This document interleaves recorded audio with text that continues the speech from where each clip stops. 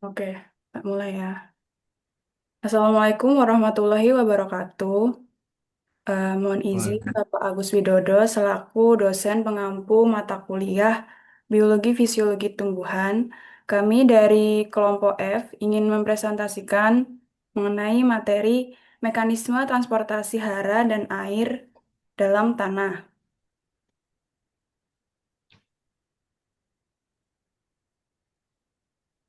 Sebelumnya, perkenalkan, saya Sarah Indri Chandranintias dengan NIM akhir 131.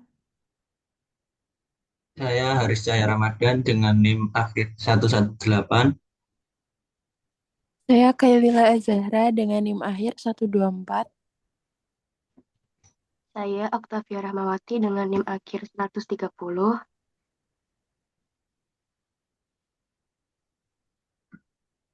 Sembilan.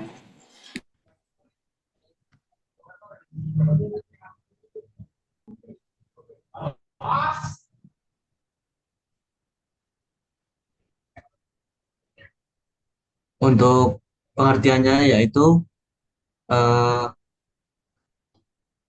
transportasi tumbuhan merupakan suatu mekanisme proses pengambilan dan pengeluaran zat-zat ke seluruh bagian tubuh tumbuhan.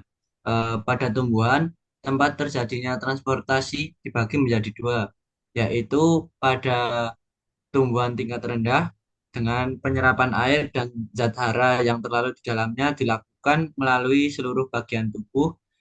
Sedangkan pada tumbuhan tingkat tinggi, proses pengangkutan dilakukan oleh pembuluh pengangkut yang terdiri dari xilem dan floem. Mekanisme proses transportasi ini dapat berlangsung karena adanya proses difusi, osmosis, imbibisi, dan transport aktif. Selanjutnya, untuk jaringan pengangkut pada tumbuhan, jadi sistem transportasi pada tumbuhan melibatkan dua jaringan, yaitu xilem dan floem. Xilem itu digunakan untuk mengangkut air dan mineral dari akar ke daun secara satu arah dengan bantuan tarikan transpirasi, kohesi, dan adesi.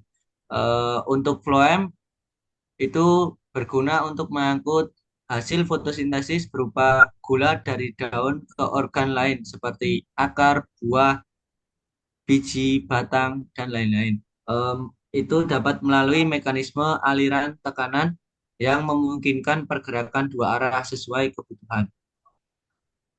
Nah, selanjutnya, eh, untuk struktur akar ada epidermis akar, itu yaitu lapisan terluar yang memiliki rambut-rambut akar atau root hairs. Eh, yang kedua ada rambut akar, itu berguna untuk memperluas area permukaan penyerapan dan menjadikannya sangat efisien dalam menyerap air dan hara. Yang ketiga ada korteks. Eh, Korteks ini yaitu lapisan di bawah epidermis. Yang keempat ada endodermis, yaitu lapisan paling dalam dari korteks yang memiliki pita Kaspari. Untuk yang kelima yaitu silinder vaskuler atau stele. Ini bagian pusat yang terdiri dari silem dan floem. Selanjutnya,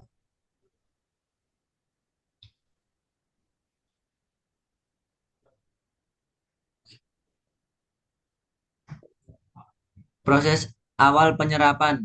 Jadi proses awal penyerapan itu ada pada mineral di dalam tanah larut yang larut dalam air.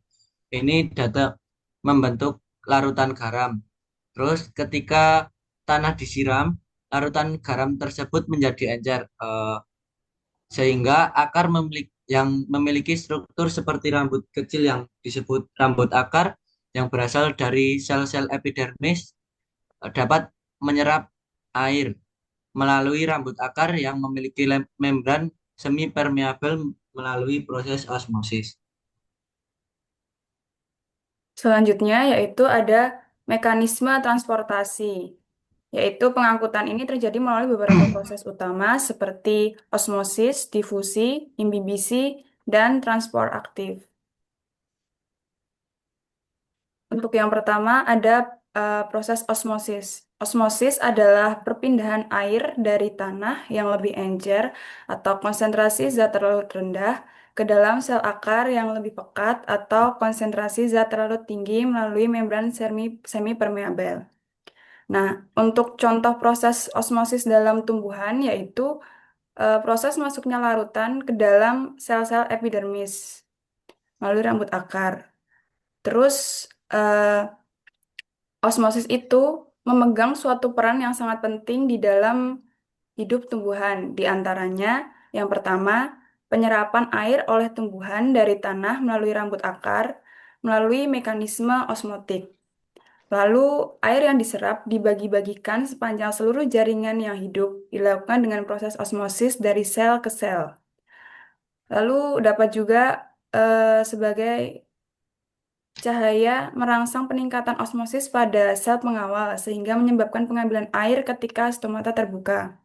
Lalu pertumbuhan sel yang mudah sampai pemajangan sel disempurnakan oleh kemampuan osmotik dan tekanan turgor dari sel. Yang kedua, ada proses difusi. Difusi adalah perpindahan ion atau molekul dari konsentrasi tinggi atau hipertonik ke konsentrasi rendah atau hipotonik dengan atau tanpa membran semipermeabel.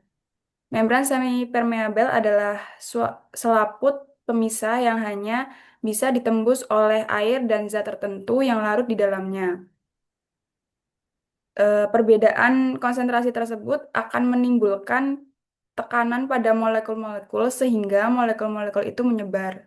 Contoh difusi pada tumbuhan dapat dilihat pada proses pertukaran gas pada tumbuhan yang berlangsung di daun. Lalu yang ketiga ada imbibisi. Imbibisi adalah proses penyerapan air secara pasif oleh zat koloid yang ada pada sel-sel tumbuhan seperti pati, protein, dan selulosa.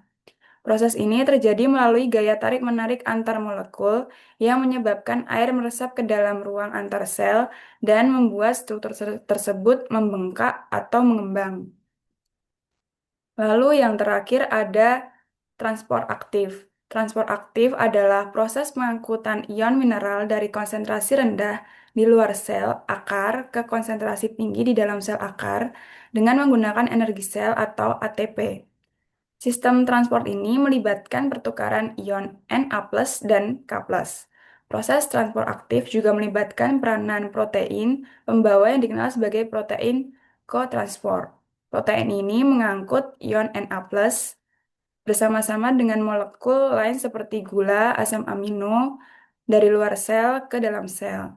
Contoh peristiwa transport aktif dalam pertumbuhan yaitu perpindahan air dari korteks ke stele.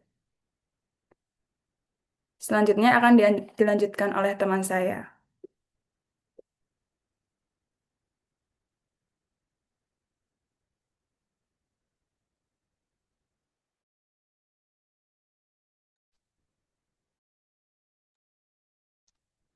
Terdapat dua jenis transportasi pada tumbuhan, yaitu transportasi intravaskuler dan transportasi ekstravaskuler.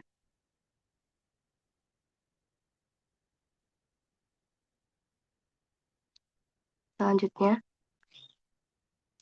yang pertama, transportasi intravaskuler.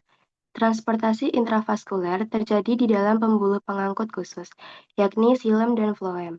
Xilem berfungsi mengangkut air dan mineral dari akar ke seluruh bagian tanaman secara vertikal. Sedangkan floem mengangkut hasil fotosintesis dari daun ke bagian tanaman yang memerlukan melalui pipa-pipa hidup yang disebut elemen tapis.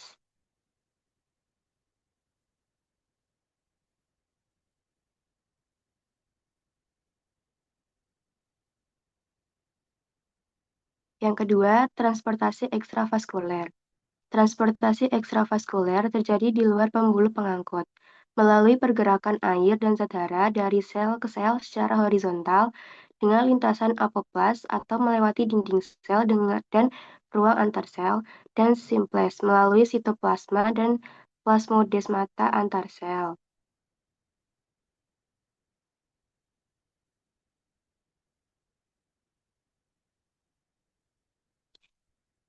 Terdapat 3 jalur pada transportasi ekstravaskuler. Yang pertama apoplas, yaitu melewati dinding sel dan ruang antar sel. Yang kedua simplas, yaitu melewati sitoplasma yang saling terhubung dan oleh plasmodesmata. Yang ketiga transmembran, yaitu keluar masuk membran plasma beberapa kali.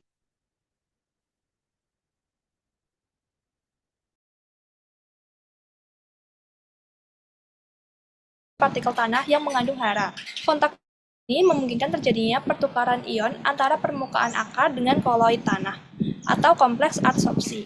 Mekanisme ini relatif kecil kontribusinya, tetapi menjadi penting pada tanaman dengan sistem perakaran yang lebat dan luas. Nah, yang kedua ada aliran massa atau mass flow. Merupakan pergerakan ion bersama air menuju akar akibat adanya aliran air yang dipicu oleh proses transpirasi, hujan, atau pengairan.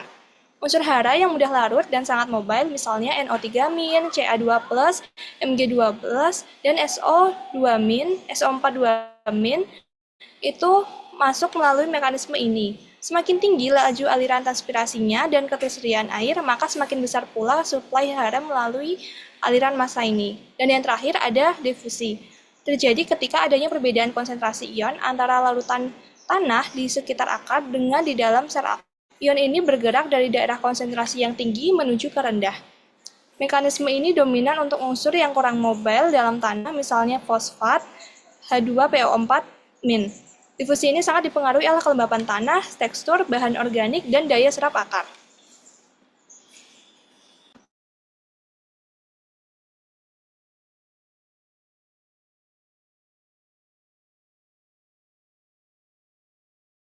Untuk selanjutnya, saya akan menjelaskan tentang faktor pengangkutan air dan mineral dari dalam tumbuhan ke atas. Jadi yang pertama itu ada tekanan akar terjadi karena pergerakan air secara osmosis, sehingga mendorong air ke atas menuju pembuluh kayu di batang. Yang kedua ada kapilaritas batang, menyebabkan naiknya cairan ke dalam tabung sempit atau bisa disebut pembuluh xilem karena interaksi antara permukaan singgung, cairan, dan bahan padat, di mana cairan membasahi dinding tabung dan tertarik ke atas. Selanjutnya, ada daya isap daun. Air di dalam daun keluar melalui stomata dalam proses transpirasi, menyebabkan tarikan terhadap air di bagian hilem. Sehingga air dari akar dapat naik ke daun, tekanan yang diberikan oleh molekul air diserap oleh rambut akar. Selanjutnya, di sini ada faktor yang mempengaruhi transportasi. Yang pertama ada kelembapan dan suhu lingkungan, yang kedua ada aktivitas stomata dan fotosintesis, yang ketiga ada ketersediaan air dan nutrisi di tanah, yang keempat ada kondisi fisiologis tanaman.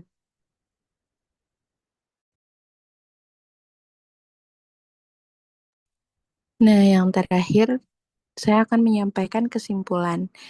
Mekanisme transportasi hara dan air pada tanah dipengaruhi oleh jaringan pengangkut dan struktur akar yang menyerap air, serta mineral melalui proses osmosis, difusi, dan transport aktif. Pergerakan hara berlangsung melalui 3 jalur utama, yaitu apoplas, siplas, dan transmembran, serta terjadi melalui intersepsi akar, aliran massa, dan difusi.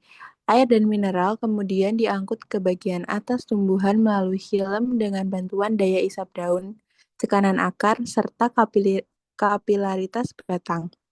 Efisiensi transportasi ini ditentukan oleh kondisi tanah, ketersediaan hara, struktur tumbuhan, dan faktor lingkungan.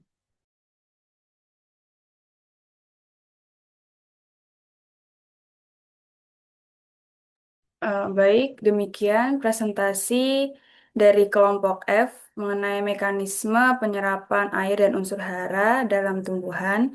Kurang lebihnya mohon maaf. Wassalamualaikum warahmatullahi wabarakatuh.